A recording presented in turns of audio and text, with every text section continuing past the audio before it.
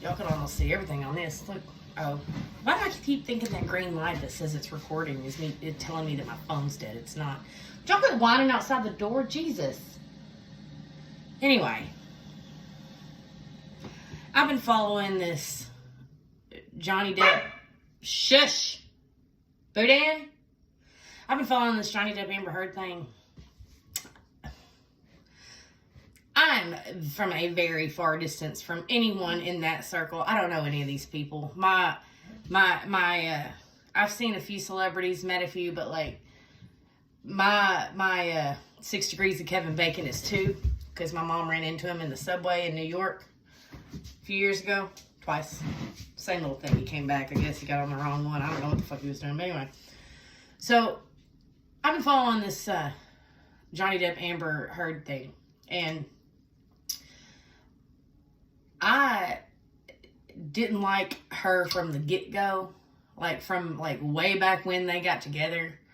Like, and I'm not like macking on Johnny for like dating a younger woman, but I just she did not strike me as someone he should date. I don't know what happened with him, that Vanessa lady he was with for fucking ever. I don't know. I don't care. It's not my fucking business. I do know that when all of these allegations first came out in like 2018 or whenever that op-ed was written, that a lot of his exes like stood up for him, and I can see that. I mean, he's a fucking Kentucky boy. He's from like Owensboro, Kentucky. I've been there. It's a very nice little southern redneck town. Appalachian, maybe. I don't know what you'd call it. It's not really in the mountains. I went to a bluegrass festival there. I can't really tell you much about it other than I know where the dollar store is and I know where the International Bluegrass Museum is because I went to those 2 places.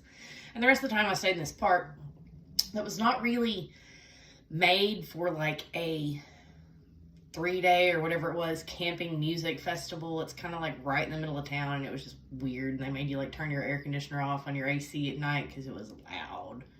Like, well, not the air conditioners, but the generators. But, like, still, like, if you're going to have, first of all, if you're going to have, like, the International Bluegrass Museum's, like, Bluegrass Festival there, I think it's called, like, Romp or something, and you're going to invite people to stay for several days, and a lot of these people, the general population of that festival was, I would say, older people. There were a few young people because there's a handful of us that love to go to bluegrass festivals and actually see the musicians rather than people who go to festivals just to get fucked up and see what they could find to get fucked up on.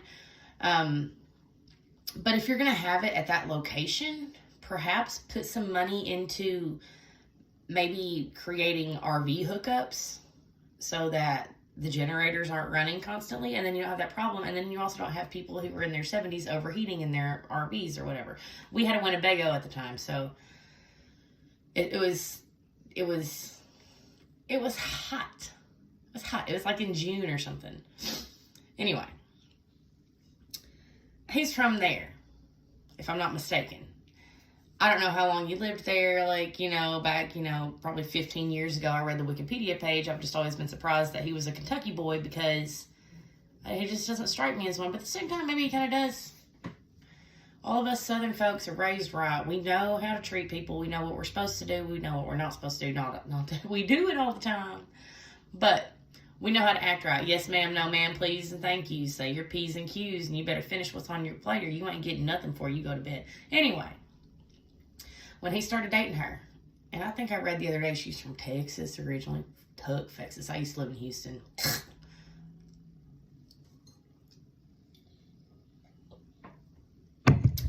There was something about it. I don't know what it was, but I was just like, that's not a good match.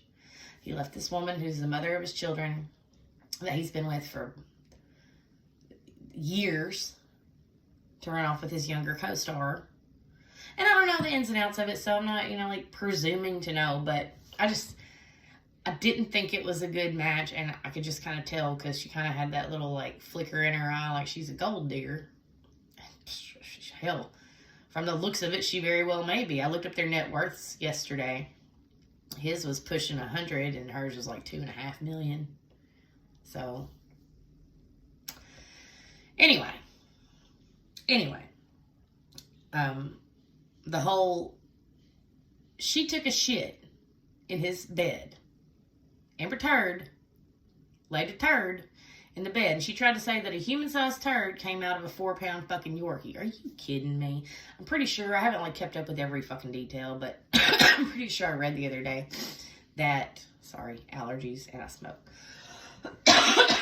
Pretty sure I read the other day that she finally admitted that yes, she did it, and it was like a bad practical joke. But why has she been lying about it this whole time? Like,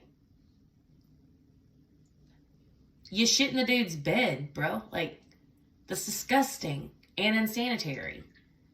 Like, you gotta buy all new sheets. What if you get pink eye from your nasty ass, I do cocaine and whatever else shit? Like, anyway, that's disgusting.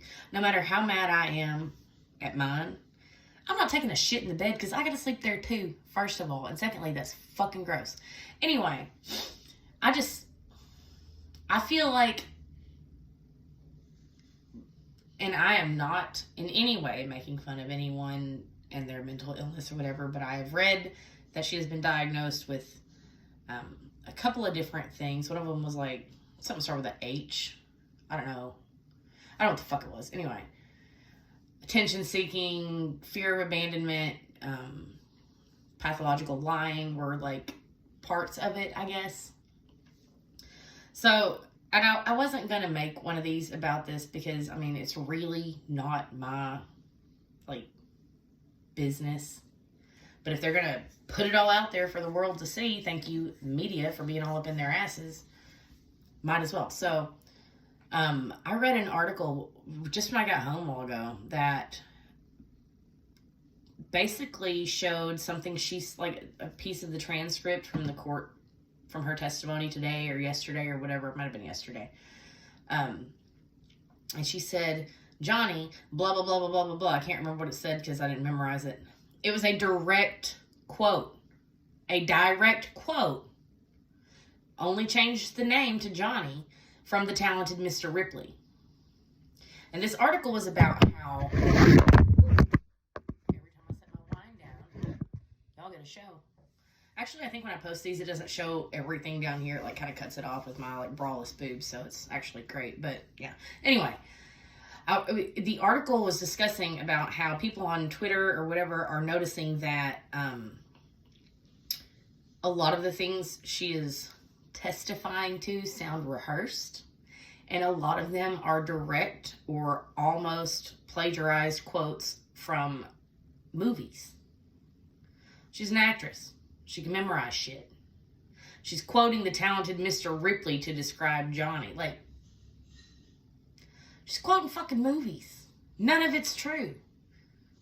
And I know the jury's not supposed to, like, be allowed to discuss or see, like, know any of this shit, but Jesus Christ, I hope one of them's a movie buff and can pick up on that. I mean, one of the movies she quoted, supposedly, allegedly, is Shrek.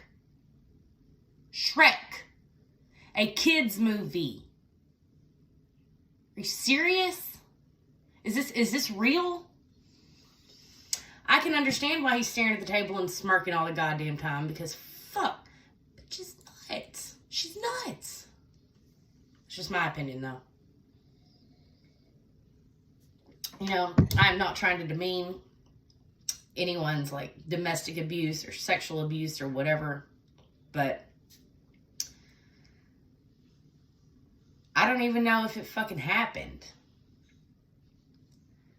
There were makeup artists and other people who said there were no bruises when the bruises supposedly were there.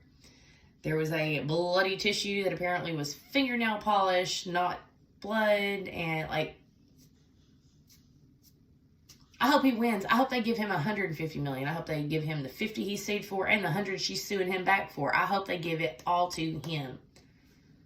And I hope she's never in another movie again. And on that note, there's a petition going around to replace her with Emilia Clarke in the Aquaman movie, which I know it's already post-production, but they should have put Emilia Clarke in there anyway, because first of all, she and Jason, whatever the fuck his name is, have great chemistry on screen. They're great together already.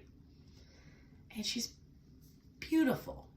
Emilia Clarke, I would turn lesbian for her. I love her. Anyway. I don't know. It's all insane to me. And I feel bad. Stand with Johnny. I feel bad that he is having to go through this at this stage in his life after the magnanimous career that he has had, and like all of the great movies he has made that we've grown up with. They better put him back in Pirates, because there is no Pirates of the Caribbean without the Jack Sparrow that he created. And they better blacklist that bitch, because she ain't no good. Y'all beware, famous people. She wouldn't date any of those regular folks anymore, but be the fuck aware, because ain't nobody got time for that at all.